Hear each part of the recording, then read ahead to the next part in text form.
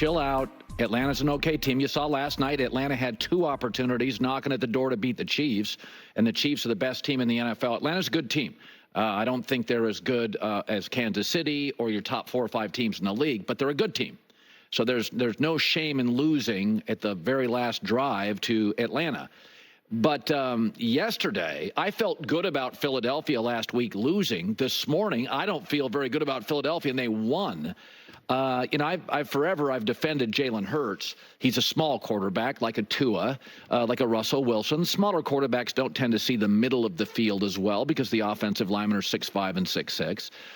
And we don't love the head coach, Nick Sirianni. That's true. But we have to be honest about this. A lot of coaches lose offensive coordinators. McVay loses them, lost Kevin O'Connell. Andy Reid's lost good offensive coordinators. Shanahan, you don't see a huge effect. Since Shane Steichen has left, Jalen Hurts has 26 picks and 19 interceptions. Since he's lost Shane Steichen, he has the most giveaways in the league, 26. And I defend him. You can't win that way. Well, I mean, Philadelphia did. They are a turnover mess. This is no longer a snapshot or a trend. This is who they are. And it is clearly tied to Shane Steichen. We're seeing great coaching all over this league. We've seen Kevin O'Connell in Minnesota coach the reckless out of Sam Darnold. We're watching Matt LaFleur in Green Bay. I didn't think Malik Willis was a starting NFL quarterback. He's been, not wildly productive, but super efficient. We're seeing coaching and the effect it has. Niners defense was way better when DeMeco Ryans was the coordinator than the group that's doing it now. Like, we see coaching and how much it matters. Kyle Shanahan as a coordinator made Matt Ryan an MVP, and they led Brady in the 4th quarter at the Super Bowl. This thing is I still like the GM. I like the owner. I like the roster. I think Jalen Hurts has talent. But it's not working. I mean, if not for Saquon Barkley, who I still can't believe is a Philadelphia Eagle, I think they'd be 0-3. I mean, Saquon Barkley has saved this offense. And I was sitting there thinking this morning, it's like the Philadelphia Eagles are becoming that company with a good stock price, but everybody knows inside the company they got major issues, and the public just doesn't know about it, and they're one bad earnings report from the whole damn thing unraveling. This doesn't work. This offense commits too many turnovers. And you don't have the right offensive coach. One thing if you would lose a defensive coordinator. But when an offensive coach loses an offensive coordinator and the boat's sinking, you got to look at the head coach, because there's too much about Philadelphia I like. And there's just too many good players, good owner, good GM, aggressive GM. They draft well. They develop like everybody else. They miss on picks. But there's just too much with Philadelphia I like. But when you lose a coordinator and the quarterback, who's a talented guy who you've paid, suddenly becomes the single most turnover-prone quarterback in the league. Like, I get that A.J. Brown's not there. Dallas Goedert, Devontae Smith, Saquon Barkley, above-average offensive line. Philadelphia's always got dudes. Nick Sirianni, the defense was good on the win over the Saints. Like, we know this is not sustainable. We said this after the Green Bay game. This is not sustainable. We got to take the ball away, and we did in a critical scenario, but we still lost the turnover battle. And so this is not sustainable to do it that way. We got to take care of the ball. We got to get the ball away from them. But, again, the resiliency, the defense played unbelievable. Yeah. No, I'm not doubting. By the way, unlike Dallas, I like Philly's roster. Unlike Dallas, I like Philly's toughness. Unlike Dallas, I like Philly's resiliency. Unlike Jerry Jones's GM, I like Howie Roseman. Like, Philadelphia is going to win this division. I'm sure of it, almost. But this turnover thing is just insane. And it's tied to one guy. He's in Indianapolis. I'm not sure he loves his quarterback either. J-Mac with the news. No. Turn on the news. This is the Herd Line News.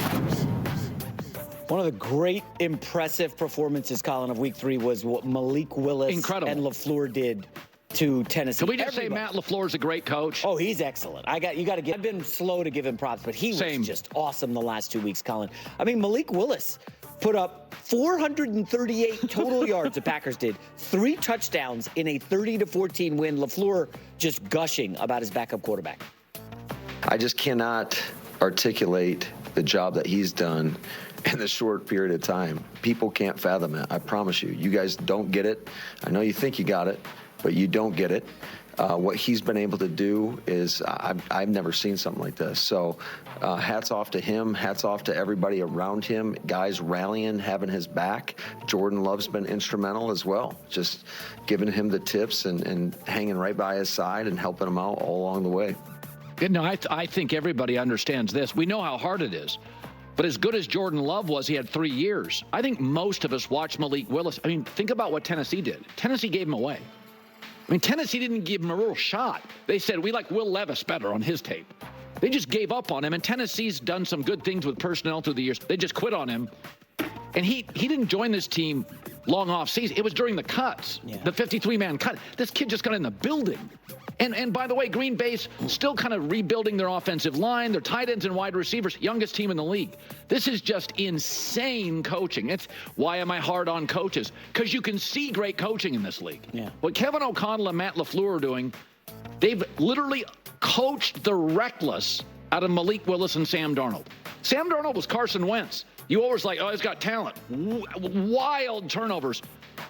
Malik Willis is like, just throwing strikes was hard. Last week, Willis didn't all check down, short stuff, nothing deep. So everybody assumed he can't throw it down the field. First drive, he comes out, 2 completions of over 30 yards. Throws a back shoulder bomb to Watson on the sideline. I'm like, I did not know Malik Willis could do. I didn't know he had this. Colin, he had 158 yards passing in the first half. That was his career high for any game ever. Yeah. In the first half. I do think we probably need to say something about the Packers defense, which has been tremendous. Yeah. They had 7 interceptions last season. They have 7 this season after 3 games. Yeah. Pretty impressive. The kid who came from Boston College. Yes. I'm it was the head coach at Boston College, came over, got tired of the transfer portal. By the way, Joe Barry, Packer fans had gotten very, very tired of that. So, once again, Matt LaFleur has shown an ability to upgrade coaching staff. That's a skill for a coach, very McVay-like. And it also shown an ability to take players and, rehab them. If you had to give me coach of the year right now, 1 and 2 would be Kevin O'Connell and Matt LaFleur. And there's good coaches. But what they've done... Tomlin deserves a seat at the table for the 3-0 start, right? Well, it's early. It's not I have considered putting them deep in herd hierarchy. By the way, I'm not talking 8 or above. I'm just saying they're getting consideration. I figured I'd throw you a softball. The committee is... Any Will Levis thoughts on his performance? I'm just done with it.